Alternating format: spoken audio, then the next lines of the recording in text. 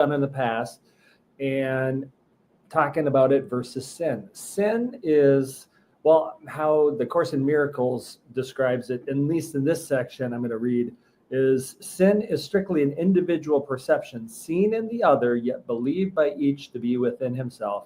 And each one seems to make a different error, and the one the other cannot understand. But then it goes on to say it's the same error. And the same error is just believing we're sinners.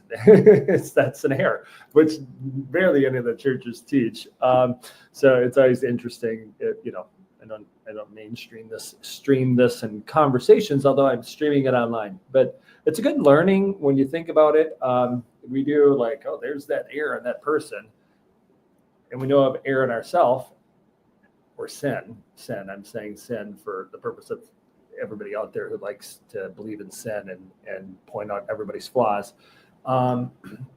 We have that in ourselves, and we know it's in ourselves, but we like to point it out in somebody else.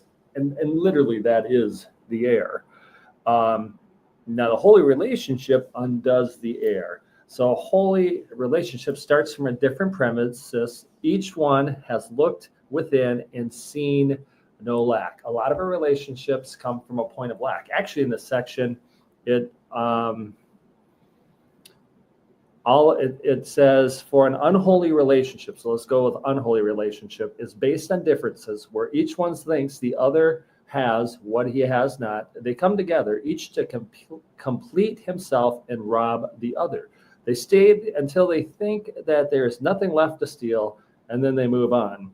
And so they wander through the world of strangers, unlike themselves, living with bodies, perhaps under a common roof that shelters neither, in the same room, yet world apart. And that almost seems like they're talking about like a husband and wife.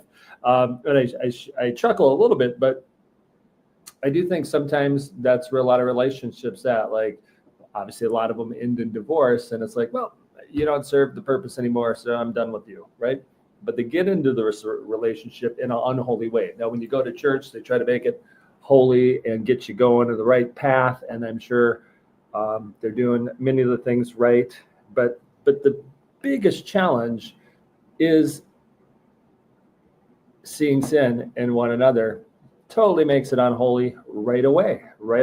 And that's the whole teaching of most religions. Like, you're all sinners. So the religions are teaching obviously a little bit different, at least in that segment, different than the Course in Miracles. So now, unto a holy relationship starts from a different premise. Each one has looked within and seen no lack. Accepting his completion, he would extend it by joining with another. Whole has himself. He sees no difference between these selves, for differences are only of the body. Therefore, he looks on nothing he would take. He denies not his own reality, because it is truth. Just under heaven does he stand, but close enough not to return to earth. For his relationship has heaven's holiness. How far from home can a relationship so like to heaven be? Think what a holy relationship can teach. Here is the belief of differences undone. Here's the faith in differences shifted to sameness. And here is the sight of differences transformed to vision. Reason now can lead you and your brother to a logical conclusion of your union. It must extend as you extend when you and he have joined.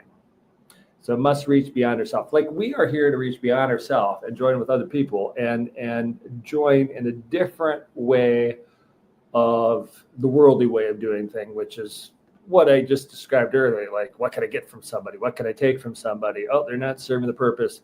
Let's move on.